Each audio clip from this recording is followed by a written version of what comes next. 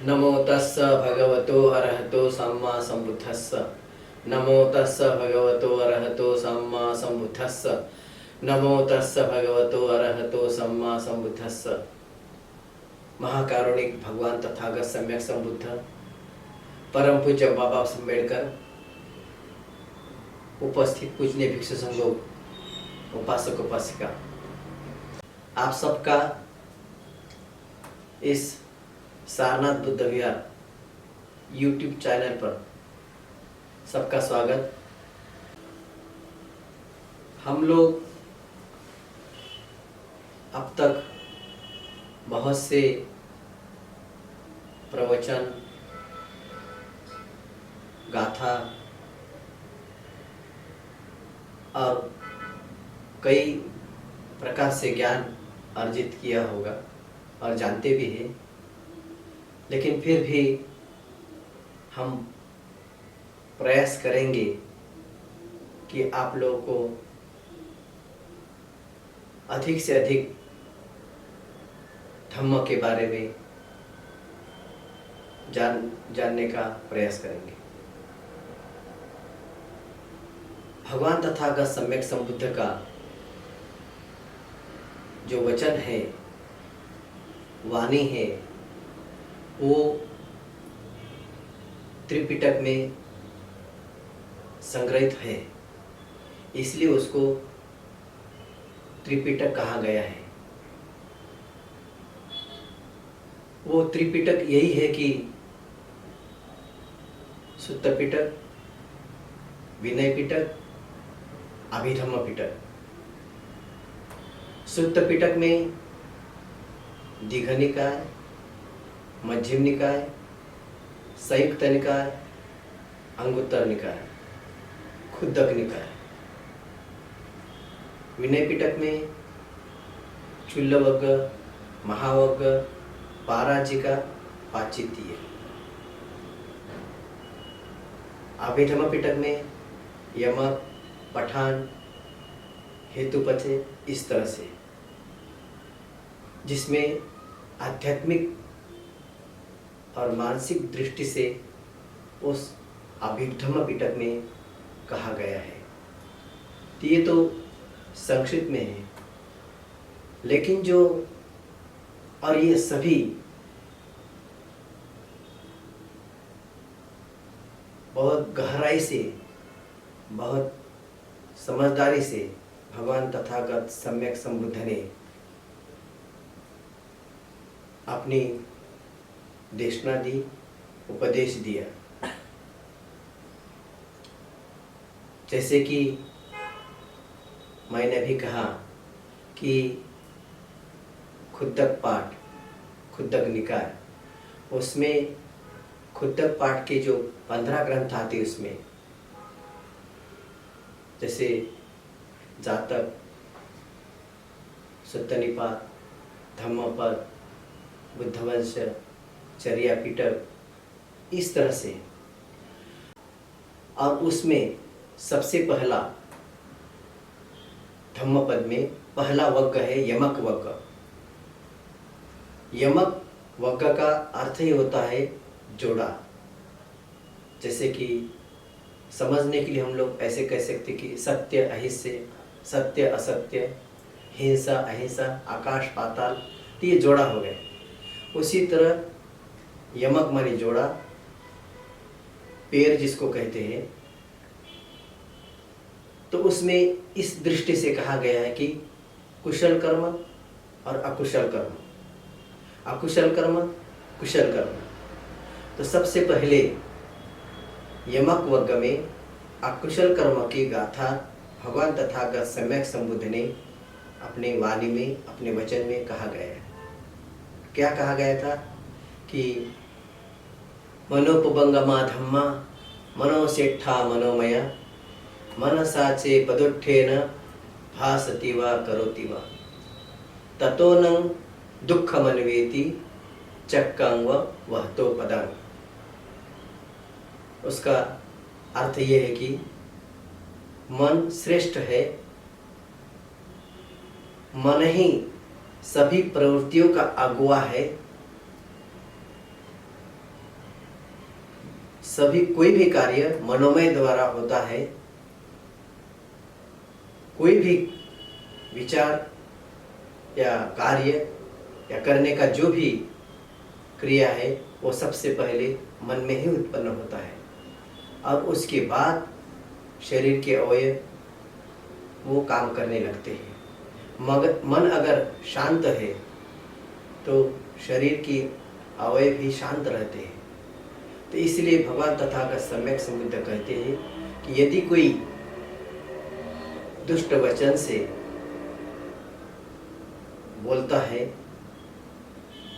अकुशल कर्म करता है, पाप कर्म करता है, तो सुख दुख उसका उसी प्रकार अनुसरण करता है जिस प्रकार की गाड़ी खींचने वाले पहले बैलों के पैर का गाड़ी का चक्का उसका पीछा करता रहता है, क्योंकि बैल के पैर के ठीक 6 इंच का कम से कम अंतर रहता है। तो यदि झटके से गाड़ी चलाने वाला बैल को अगर रोकता है तो बैल के पैर तो रुक जाते हैं, लेकिन गाड़ी के चक्के की जो गति है वो चलती रहती है। जब पूरा उसका गति पूरी होगी तभी वो रुक जाता है। तो इस तरह से कभी कभी बैल के पैर को गाड़ी का चक्का खींच जाता है और वो उसको ईजा पहुंचता है। ऐसा नहीं कि बैल के पैर चल रहे, गाड़ी का चक्का रुका है। ऐसा भी नहीं होता है कि गाड़ी का चक्का चल रहा है, बैल के पैर रुके हैं।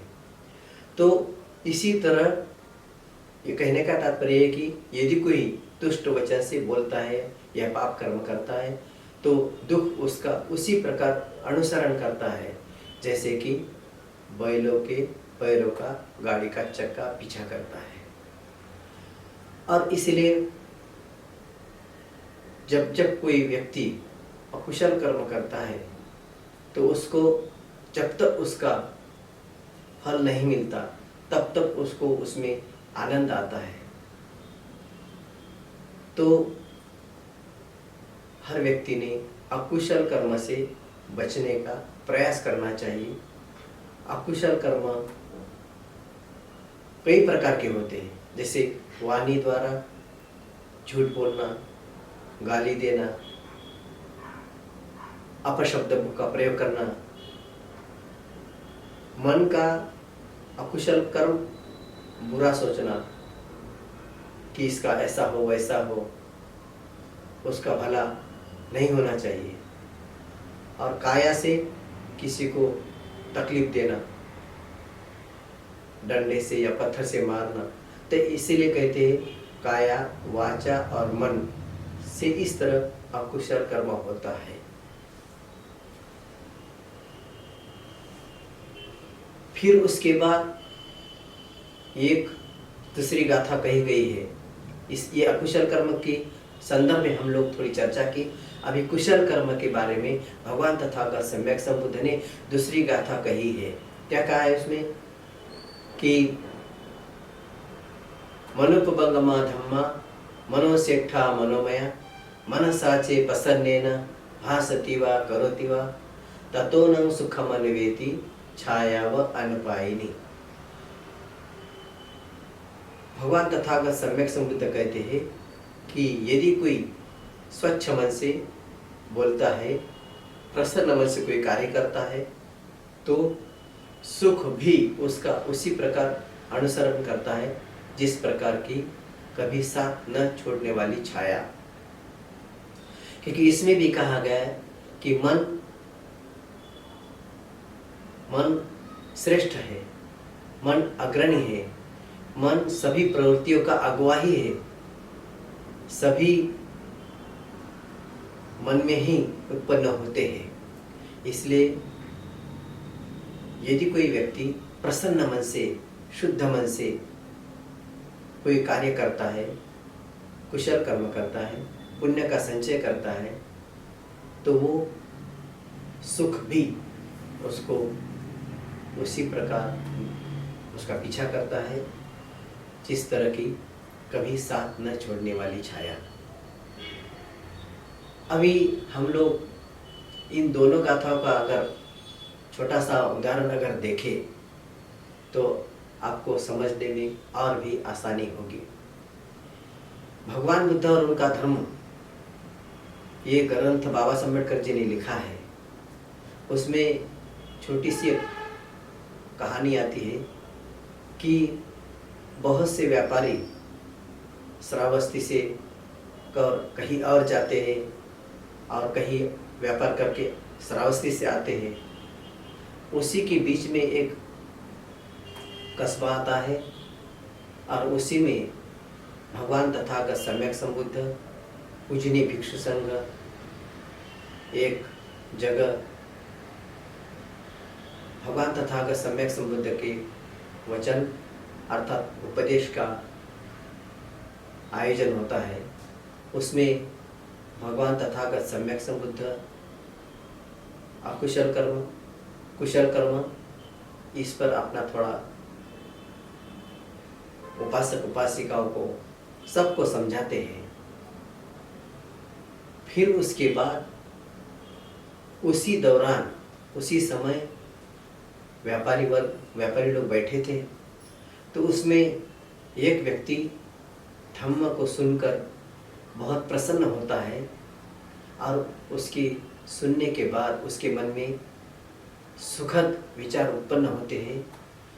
वो प्रसन्न होता है, प्रीति उसके मन में उत्पन्न होती है और उसी में वो कहता है कि यह आयोजक करता राजा कितना अच्छा है कि भगवान तथागत सम्यक संबुद्ध को आमंत्रित करके इस कल्याणकारी उपदेश का आयोजन किया है।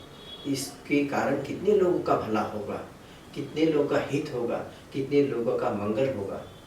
इस तरह से वो अपनी प्रसन्नता व्यक्त करते करते वो सुन रहा था, चल रहा था। और उसके बगल में और दूसरा एक व्यापारी था। वो क्या सोच रहा था?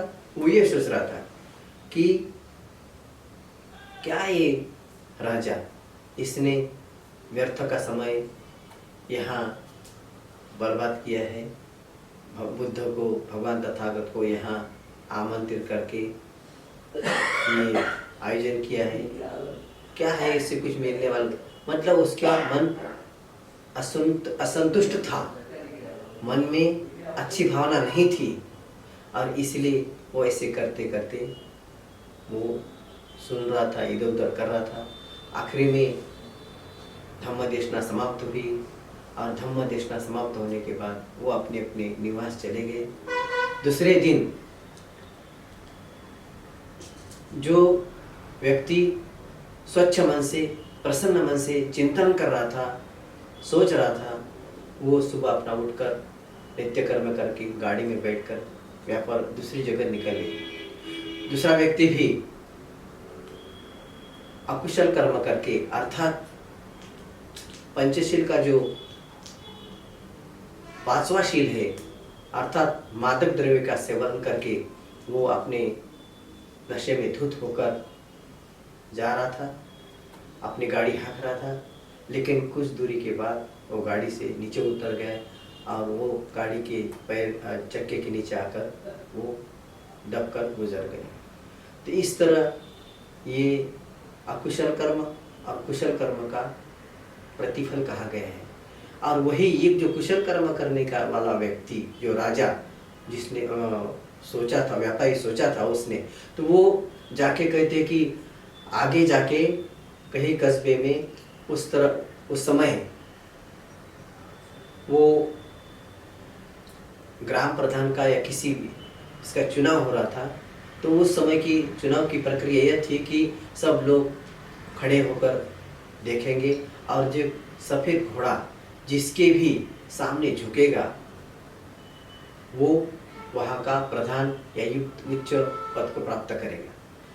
तो कहते हैं कि जब ये राजा पहुँचा और ये भी देखने लगा, तो देखिए वो राजा भी नहीं जानता था, वो व्यापारी भी नहीं जानता था कि वो घोड़ा क्या हो रहा है, क्या हो रहा है, और वो घोड़ा भी नहीं जानता था कि ये व्यापारी कहाँ से आया, कैसे आया। लेकिन ये भगवान तथागत सम्यक संबुद्ध के वचन का प्रभाव, उसके कुशल कर्म का चिंतन का प्रभाव, और वो कहते कि वो घोड़ा वो व्यापारी के सामने झुक गया, अर्थात उसको वहाँ का प्रधान चुना गया।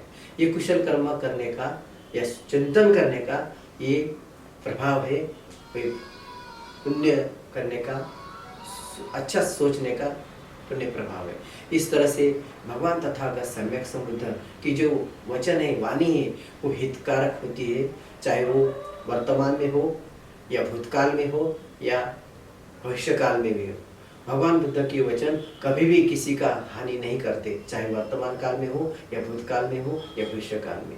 इसलिए आज लगभग 2560 वर्ष होने के बाद भी भगवान तथागत सम्यक संबुद्ध के वचन को लोग श्रद्धावान उपासक उपासिका श्रवण करते हैं, पालन करने का प्रयास करते हैं, भगवान तथागत सम्यक संबुद्ध के मार्ग में चलकर अपना कल्याण करते हैं, उद्धार करते हैं। और इसी तरह हम लोग को भी उसी तरह करना चाहिए, जिससे कि सबका हित हो, मंगल हो, सब लोग प्रेम से शांति से रहे। इसी तरह हम भगवान तथागत सम्यक संबुद्ध के पुण्य प्रताप से आप सबका मंगल हो, सबका कल्याण हो, सब लोग रोग से भय से मुक्त हो, सबको सुख शांति मिले।